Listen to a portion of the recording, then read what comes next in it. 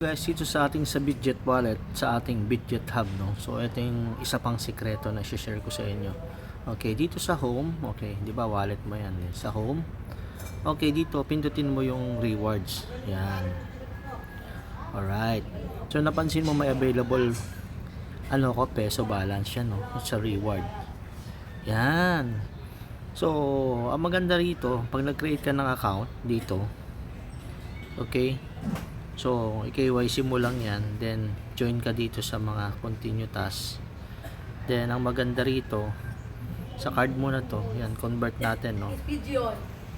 I-withdraw na natin tong USDT based na reward. Okay?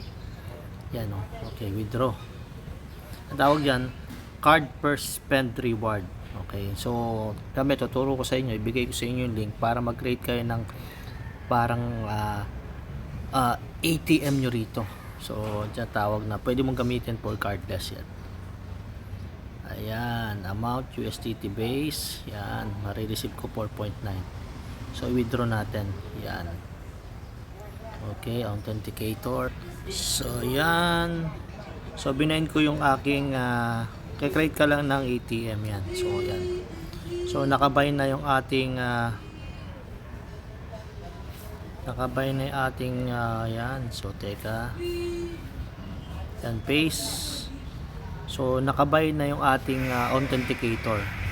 Withdrawal request send. Okay, yan, nag-request na tayo instantly. Yan na, na-receive na natin instantly.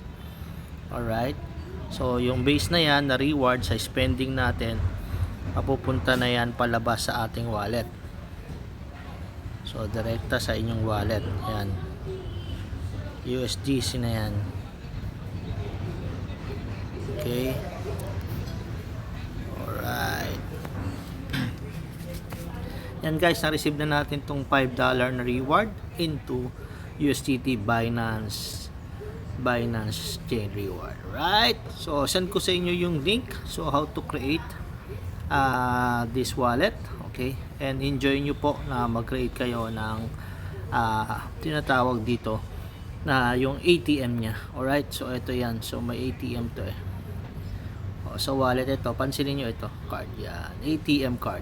Ayan, nakita nyo yung spending ko, you know. Alright, share ko sa inyo how. Okay, I will share my invite link. Ayan, so ibibigay ko po ito sa inyo and you can create your own ATM card. Alright.